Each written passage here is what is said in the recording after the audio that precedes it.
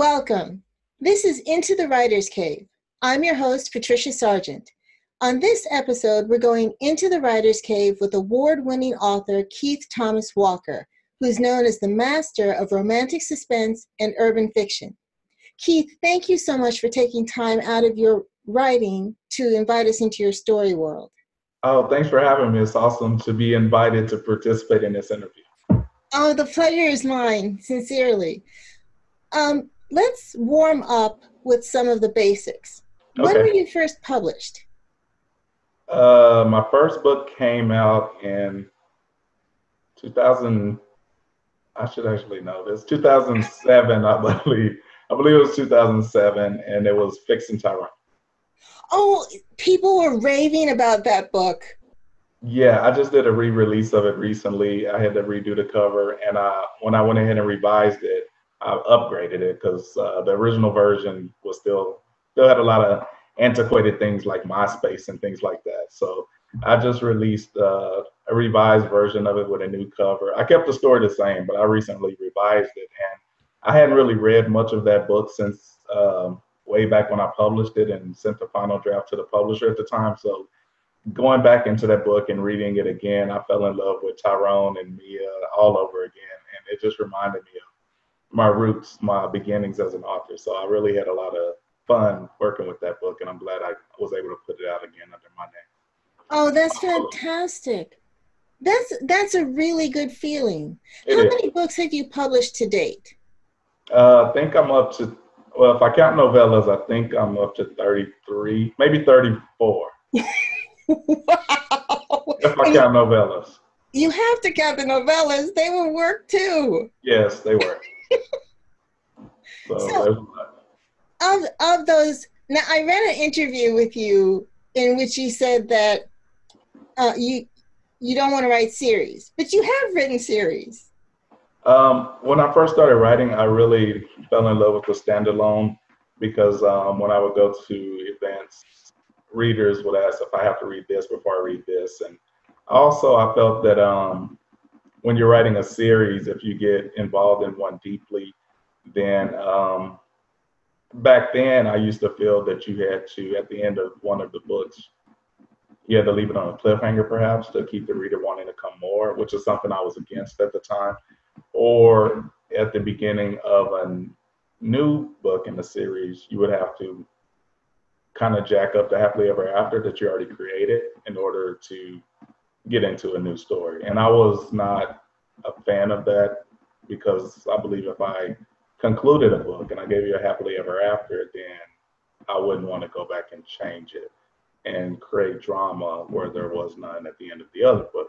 But I've since evolved on that thinking. I'm not against series. I actually like them. I haven't written very many, but I do enjoy series. And when a series continues the story with different characters, that's always a good thing. Readers do appreciate series. I think nowadays readers want to know more. They want more of the characters, especially if they fell in love with the book. So my feelings on series has evolved over the years. Well, can you tell us a little bit about the series that you have written? Could you give us like a little insight into them?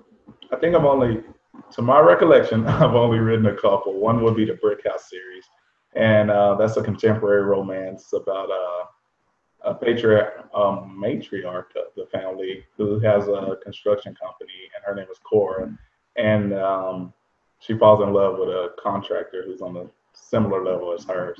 So Cora's family is pretty involved in the first book, and I really enjoyed the children she had. She had a son and a daughter. So each book in the Brick House series went into the adventures and the wonders of love for her children. And also I continued Brick and Cora's love story because I really love those characters. So the Brick House series is my romance series, and I also have the Finley High series. So I started the Finley High series for my daughter mainly because at the time she was in high school, she was deeply involved in reading, but she was at a loss for literature that had characters that looked like her or that had similar experiences as her. And when I went to research and then try to find things, most of the things that are popular were Harry Potter and all the fan fiction that followed that, and Twilight and all the fan fiction that followed that. So shapeshifters, demons, monsters, witchcraft, all of that was what was popular for her age group. But when I grew up on Walter Dean Myers, and he was writing stories about people, kids from the streets, and that's the kind of stuff that really brought me into the world of reading and writing. So I wanted her to be able to find something like that as well. And as an author, I'm like, okay, why don't I just give that to her? So the Finley High series, I wrote about kids from the hood at Finley High, and they were going through, typical things. And in each Finley High book, I made sure to focus on some particular thing that children go through. So prom night at Finley High, the main character was hiding a teenage pregnancy, and her mom was from the project, so she grew up in poverty. And bullies at Finley High, that obviously dealt with bullying, which is a major issue in the kids' lives today. And Fast Girls at Finley High dealt with peer pressure, promiscuity, things like that. But my Finley High series is appropriate for middle school through high school, so I kept it on their level.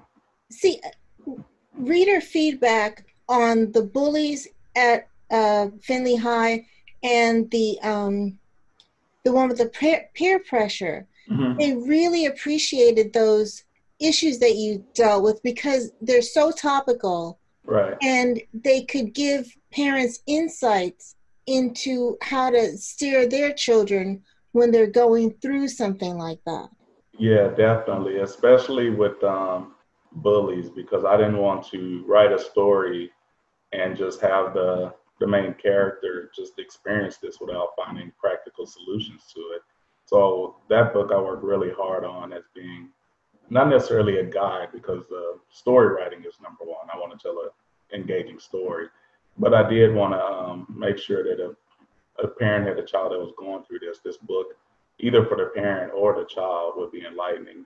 And at the end of that book, I went ahead and did some research on practical solutions for bullying, and I included it at the end of the book. So I took a lot of time and effort, because bullying was something I experienced when I was in school, in middle school particularly.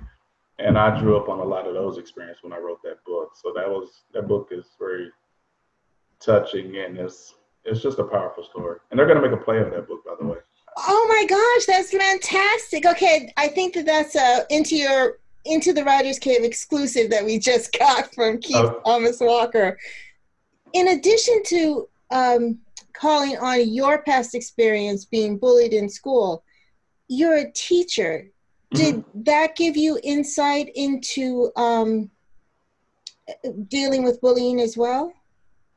Not when I wrote the book, because I'm a teacher, but I haven't taught. Well, my teaching career is kind of a weird one. I graduated from college, taught for a couple years, didn't like it because I had to spend too much time after work with work, and I wasn't able to write. So I quit teaching 16 years ago. And I didn't teach for a whole 16 years. And during that time, I was able to pursue my writing, and I put out a lot of books. And I really devoted the majority of my time to that outside of work. I was working at a hospital. So I just went back to teaching last year after a 16-year gap. So at the time I wrote Bullies, no, I didn't have any current teaching experience to guide me with that book. But now that I am back to teaching, yeah, I do still see that the book is topical and things have not changed much. But luckily, we do have a lot of support in the school system to deal with that. It's a big deal. It's taken very seriously in school. Well, I'm glad that it's taken seriously in the schools, and it's so sad. But moving on to something a little happier. Okay. You're known as the master of romantic suspense and urban fiction. Mm-hmm. But as we just discussed, you write in a lot of other genres as well. Can you tell us some of the other, like young adult, and are there any other genres that you write in? Yeah, I started out writing romance, and Fixing Tyrone wasn't necessarily an urban romance, although the hero in that book, he was from an urban lifestyle. He had just gotten out of prison, and he was still trying to walk the tightrope between his old life and his new life. So I've always, even from the beginning, I've always had that urban aspect to my books. I've written contemporary romance. I've written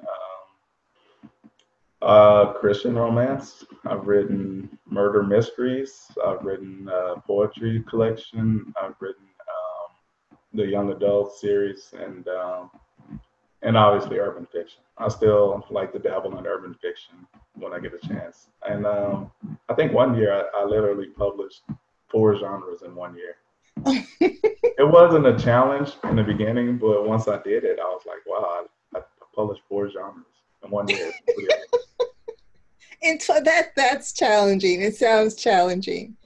What inspires you to write in so many diverse genres? Um, I don't I don't like the idea of being pigeonholed that this is who I am. And I think it's appreciated when I go to certain venues and certain conventions because you never know what type of reader is going to approach you. And whenever a reader approaches my table, I'm happy when they say, "Well, I don't read this," and I'm like, "Well, also have this." Well, I only read this. Oh, well, I've written that, and that variety is something that I really appreciate. And I just have interest in so many things. When I have an interest in a particular type of story, I want to be able to write it without feeling like, okay, but wait, I got to make it a romance, or oh, but wait, I have to make it urban, or but wait, I can't make it Christian because I don't write Christian. I want to be able to fully explore whatever stories in my head. So that motivates me to just be as free as possible. And also being independent is something that allows me to do so. Because when I first started writing with my publisher, I had written an urban book, and they said, "Well, that's not your brand. You don't publish urban." And I was like, "Well, why can't I?" So the moment I got out from under the publisher, I just wrote whatever I wanted, and I've never felt so free and happy about it. It was a great experience. That's funny. It's similar to what happened with Marvin Gaye at Motown. They wanted him to keep singing these romance Right, songs and the ballads, and he wanted to write songs that were reflecting what was going on in current events. right. And So I think, that's a big deal to me too. yeah. But regardless of the genre in which you're writing, the reader always gets a Keith Thomas Walker book. Hmm. So what can readers expect from a Keith Thomas Walker book? Um, the first thing I guess they're always going to get is a real story. I'm going to keep it real. I'm going to put whatever should happen in that particular scenario. I'm not going to sugarcoat it. If it's going to be an ugly scene, it's going to be ugly. If it's going to be a beautiful scene, I'll make it as beautiful as possible, but it's going to be real. I don't like fairy tale stories. So the characters are real, their dialogue is real, their struggle is real, their trials and their triumphs. It's all achievable. Speaking of achievable, that's the other thing. Redemption is a major part of my writing. And I love to start with broken characters and move them through whatever trials and tribulations they're going through until they reach a success, whether that be a successful relationship or a career or all of the above. And I generally like to use love as a catalyst to push them there, along with family bonds and religion and things of that nature. So even when the characters have their happily ever after, it's never a weirdly overblown scenario that's not obtainable for the average reader. The stories I write are just real. They're all just real. And I get that word in most of my reviews. It's just real.